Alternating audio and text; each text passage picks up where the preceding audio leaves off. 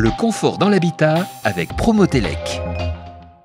Bonjour, bienvenue à tous, bienvenue pour ce tout nouveau numéro du confort dans l'habitat sur Radio Imo, un magazine qui est proposé chaque mois. On vous donne des clés pour mieux consommer, plus économique, réduire également son empreinte carbone. Alors le confort dans l'habitat, c'est le confort chez soi, et le confort chez soi, c'est en ce moment le confort au travail. Pourquoi? Tout simplement parce que, on est de plus en plus nombreux à travailler de chez soi. À l'heure où le gouvernement enjoint un maximum de salariés à télétravailler, on va se poser la question: est-ce que la sécurité électrique de votre habitat ainsi que celle des réseaux de communication est-elle bien assurée? Alors, comment effectuer un diagnostic? Pourquoi le réaliser? À quel coût? Quelles sont les obligations de l'employeur? Les réponses avec nos deux experts. J'ai le plaisir d'accueillir Florence Delettre. Bonjour Florence. Vous êtes directrice générale de l'association Promotelec, et Renaud Tambéry, directeur général du Consuel. Bonjour Renaud. Bonjour.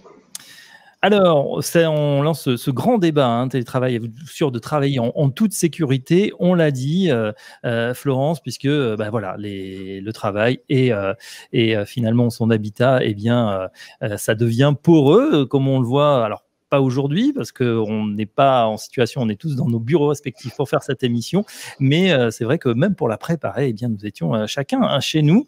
On commence avec vous, Florence. Le mot de la directrice sur ce sujet.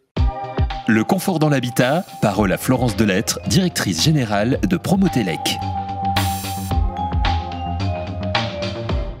Le mot de la directrice, il est assez simple, c'est que le télétravail, il existe depuis longtemps maintenant, pas complètement, je dirais, très développé en France, mais pour le coup, le contexte sanitaire nous a obligés, au printemps dernier, à nous mettre tous en télétravail. Alors bien sûr, on y est allés tous, avec notre petit PC portable, et puis on s'est mis chez nous. Mais par contre, ce qui n'a pas du tout été regardé, parce que il y avait d'autres urgences en effet, c'était l'aspect sécurité électrique du logement dans lequel on habite, dans lequel on vit, et il est de la responsabilité de l'employeur de protéger ses employés. C'est pas moi qui le dis, c'est le code du travail, et donc en effet, la mise en sécurité de l'installation électrique prend toute son importance. Et oui, on comprend. Alors, pour bien appréhender les enjeux, on a décidé de faire appel à un spécialiste, Renaud Tambéry. Renaud Tambéry, vous m'avez dit tout à l'heure, Consuel, finalement, c'est un acronyme. Qu'est-ce que ça veut dire? Tout à fait. Il s'agit du Comité national pour la sécurité des usagers de l'électricité. Ouais. Alors, le Consuel, c'est une association de loi 1901 qui a été créée maintenant il y a plus de 50 ans, qui est reconnue d'utilité publique et qui, en fait, a pour mission de mettre en œuvre toute étude et action en vue d'assurer la sécurité des personnes et la conservation des biens. Tout ça dans le domaine de l'électricité. Ouais, ça représente combien de personnes, d'agents sur le terrain? Nous sommes aujourd'hui 350 salariés, dont plus de 200 personnes sur le terrain qui réalisons aujourd'hui plus de 200 000 inspections chaque année. Ouais, et alors, c'est connu, le Consuel, puisque pour beaucoup d'entre nous, ça représente tout simplement un papier, une feuille. C'est finalement devenu la partie pour le tout. Vous me disiez un peu comme Frigidaire. C'est ça, on appelle effectivement le Consuel, c'est le document qui permet la mise en service des installations une fois qu'elles ont été vérifiées et conformes à la réglementation actuelle. Alors, pour qu'on comprenne bien le problème et les enjeux du débat d'aujourd'hui, c'est vrai qu'aujourd'hui, on a de plus en plus d'employeurs qui renvoient, bon gré mal gré, leurs salariés à la maison. Et là, certains vont devoir faire l'effort de se dire, mais bon, mon salarié à domicile, comment il travaille exactement? Est-ce qu'il est dans les meilleures conditions? Alors, on ne va pas parler dans cette émission d'ergonomie du siège, de l'ordinateur à bonne hauteur des yeux, mais sur le plan électrique, on va dire quelles sont les choses à bien regarder, ce qu'il faut s'assurer quand on est employeur. Alors, Florence le disait tout à l'heure, effectivement, aujourd'hui, il y a une vraie problématique de sécurité au travail. Alors, les employeurs aujourd'hui utilisent tout l'arsenal, on va dire, réglementaire qui va bien quand les employés sont dans les bureaux.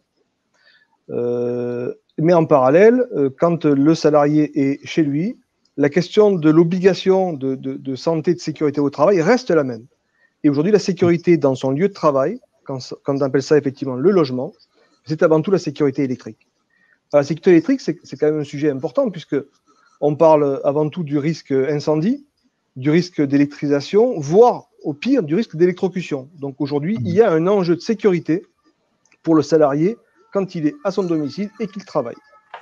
Allez-y, Florence. Je voudrais ajouter juste une chose justement sur la sécurité. On ne sait peut-être pas bien, mais on a un observatoire national sur la sécurité électrique, donc des données électriques. On a quand même 2/3 des logements en France qui ont plus de 15 ans, pour ceux qui ont plus de 15 ans, qui présentent, je dirais, une défaillance, voire plusieurs, dans l'installation électrique. Et puis aussi, savoir qu'on a quand même plus de 50 000 incendies par an qui sont liés à une défaillance électrique, à un incident électrique.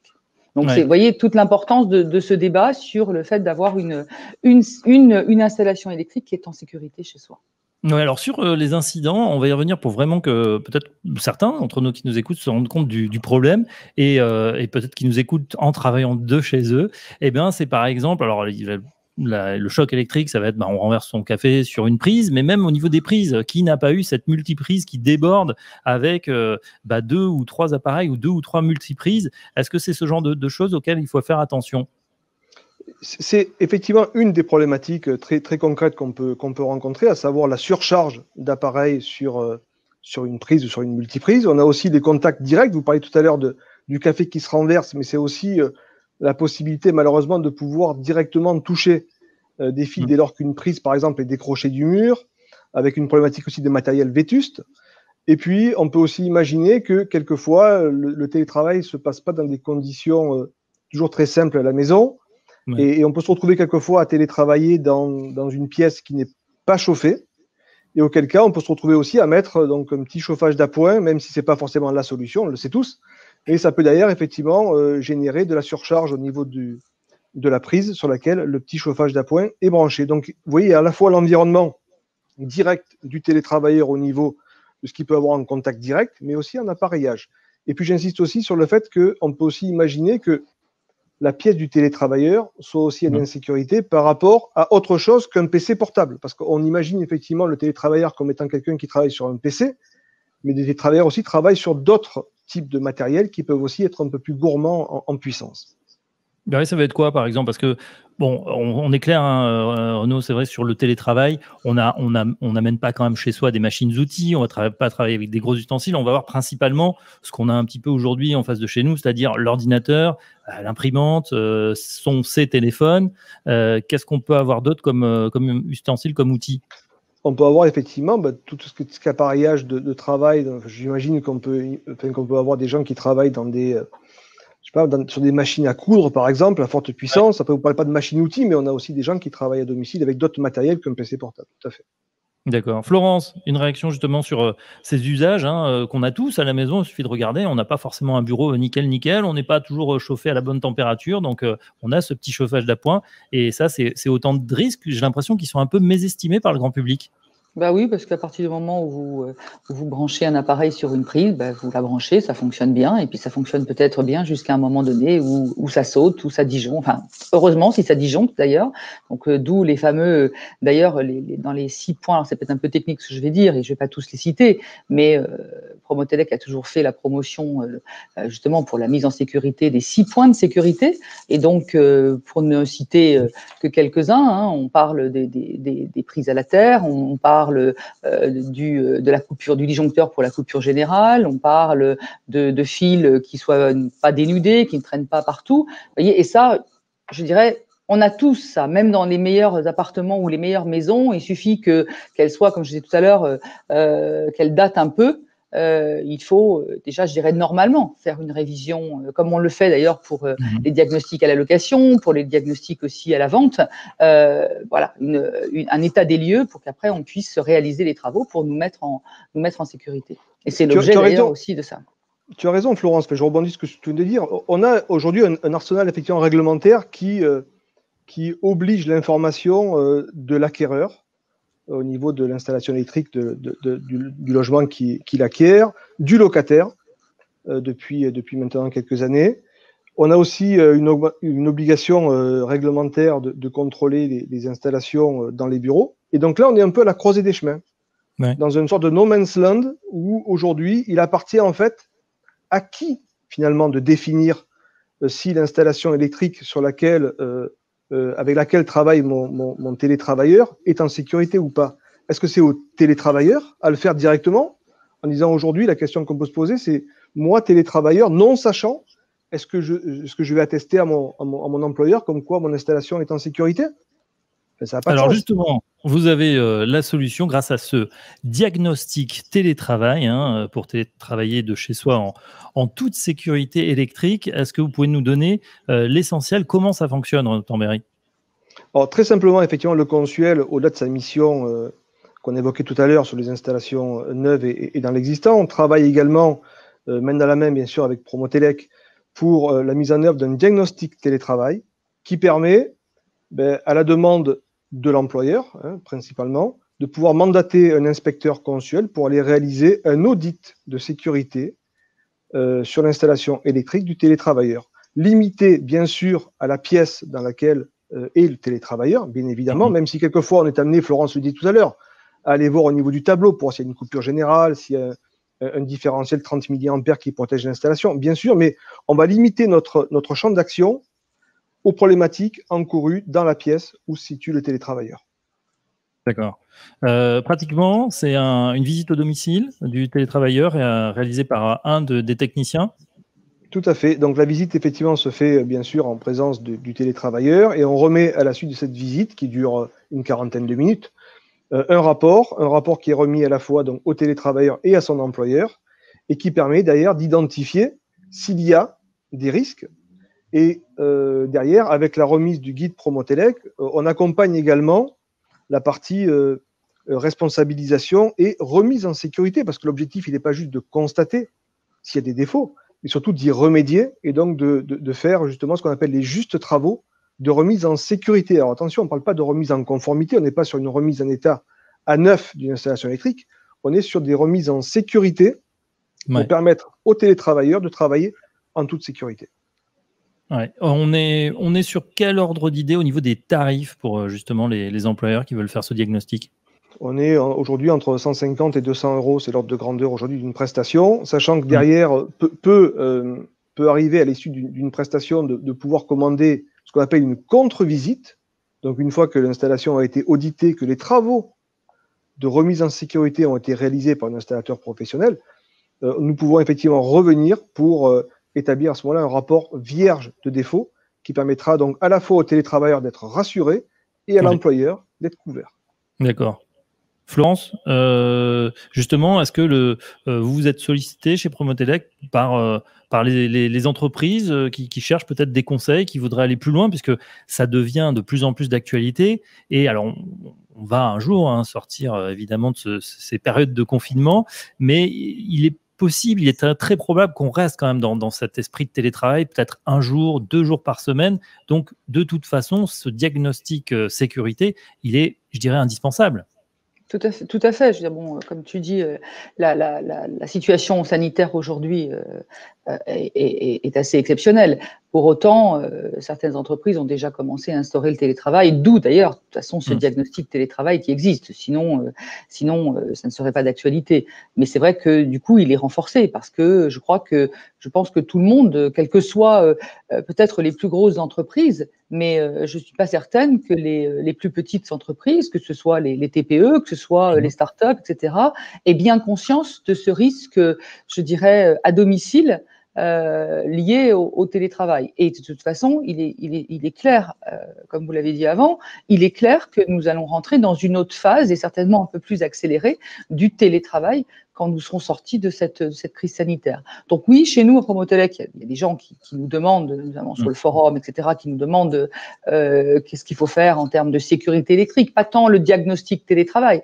mais plutôt sur une des missions de Promotelec qui est justement la sécurité électrique.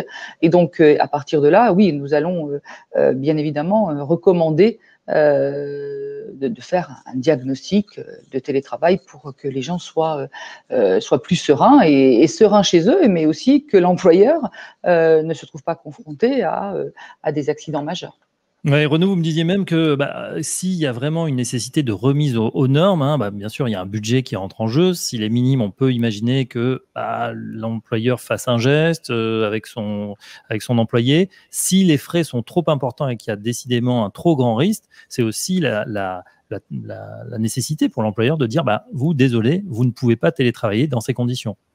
Je pense qu'il est important, on parlait de respect de responsabilité des uns et des autres, je pense qu'il est effectivement important que l'employeur et son salarié puissent, en toute transparence, évaluer le niveau de sécurité ou d'insécurité du poste de travail. Donc après, la conséquence, je la laisse bien sûr piloter dans les mains de chaque employeur. D'ailleurs, c'est pour ça d'ailleurs que ce diagnostic télétravail permet aussi de vérifier le respect des exigences contenues dans les accords collectifs de télétravail. Et c'est chaque entreprise qui va piloter à la fois la mise en sécurité du poste de travail du salarié à domicile et les conséquences d'un constat d'insécurité. Donc ça, c'est vraiment chaque entreprise qui le fait. Mais au-delà de la responsabilité de l'employeur, j'insiste bien sur le fait que ce diagnostic télétravail permet aussi de valoriser l'organisation du travail de l'entreprise et l'image de l'entreprise. Je pense qu'il est aussi important de dire que moi, en tant que chef d'entreprise, il est important que mes salariés, effectivement, soient sûrs que s'ils sont en télétravail, je ferai tout pour déjà identifier que leur poste de travail est aussi sécure à leur domicile qu'il est aujourd'hui dans les bureaux. Florence, on parle beaucoup en ce moment de la QVT et la qualité de vie au travail. C'est sûr que quand le travail, c'est chez soi, il faut aussi évaluer cette qualité de vie, finalement, sur le domicile de l'employé. Tout à fait. Alors bien sûr, là, on n'est pas là pour parler, comme le disait tout à l'heure Renaud, sur est-ce que la pièce est adaptée en termes de confort, est-ce que les enfants sont isolés, etc. Là, c'est pas ça, mais il y a ça aussi. Plus loin, je pense que dans un avenir sorti Covid, bien évidemment, il y a certains postes qui ne peuvent pas être télétravaillés pour des raisons, là on parlait de sécurité électrique, mais aussi justement pour des raisons où certains vivent dans 2 pièces et avec plusieurs personnes et que c'est compliqué peut-être d'instaurer à long terme et sur le long terme le télétravail. Donc oui, la QVC est important. Je veux dire, c'est pour ça aussi qu'on doit tous s'en soucier. Et aussi bien côté salarié que côté employeur, on doit au moins sensibiliser. Je pense que ça passe par des campagnes de sensibilisation. Et puis ça permet aussi de réfléchir. Et indépendamment du télétravail, ça permet aussi de réfléchir sur la vie chez soi en temps hors du travail, parce que c'est aussi important que d'être protégé chez soi hors télétravail. Bien sûr. Renaud, une dernière question, ça sera sur, on disait aussi sécurité électrique et des réseaux de communication. C'est le nerf de la guerre aujourd'hui. On n'imagine pas un télétravailleur qui n'aurait pas Internet, qui ne pourrait pas communiquer. Quel est l'audit là que vous proposez sur ces réseaux de communication? Qu'est-ce que ça représente? Là, on est clairement sur une logique de performance du réseau de communication. Parce qu'on parlait tout à l'heure effectivement des conditions de sécurité, mais il est aussi important pour l'employeur. Cette fois-ci, je mets dans la peau de l'employeur, de vérifier que ces équipes puissent aussi travailler avec un niveau de performance minimal. Et donc, on évalue effectivement la performance du réseau Internet du domicile, qu'il soit 4G, qu'il soit ADSL, qu'il soit fibré. Et ça permet d'évaluer effectivement une sorte de diagnostic de performance numérique du logement au travers d'une échelle pour savoir si effectivement le télétravailleur est capable de réaliser ses actions en toute performance par rapport au réseau Internet dont il bénéficie chez lui. C'est vrai qu'aujourd'hui, c'est particulièrement important. Florence, on est bientôt au terme de l'émission. Je voudrais laisser le mot de la fin pour conclure justement sur notre émission qui s'appelle Le confort dans l'habitat. On l'a compris, le télétravail qui s'invite dans nos habitats à tout un chacun. Ça va devenir, on le disait tout à l'heure, effectivement quelque chose de plus en plus important. Oui, en effet. Je voudrais d'abord remercier Renaud pour cette illustration sur le diagnostic télétravail. Et puis au-delà du télétravail, vous avez cité, Fabrice, le confort dans l'habitat. Et donc, ça passe bien aussi par cette sécurité électrique. Ça passe aussi, évidemment, par la performance énergétique, par la performance numérique. Et tout ça, bien évidemment, dans un souci de travailler, de travailler, de vivre dans son logement, mais aussi de travailler dans son logement en ce moment dans des conditions les plus optimales possibles. Donc, je n'aurai de cesse de répéter qu'il est important d'avoir son logement en sécurité électrique et qu'on est tous des professionnels autour de cette table pour pouvoir le réaliser. Donc, merci encore Renaud et merci à toi Fabrice. Merci. On rappelle Renaud, pour tous ceux qui veulent aller un petit peu plus loin, consuel.com avec diagnostic télétravail, c'est très bien fait. Il y a des fiches, il y a tout sur les prix. Je crois qu'on a vraiment l'exhaustivité de tout ce que vous pouvez faire. On envoie donc à votre site internet consuel.com. Un grand merci Florence Delettre, directrice générale de l'association Promotelec. Merci à Renaud Tambéry, le directeur général de Consuel, et à très bientôt pour un prochain numéro du confort dans l'habitat. Le confort dans l'habitat, retrouvez cette émission en podcast sur l'appli Radio Imo et sur le site promotelec.com.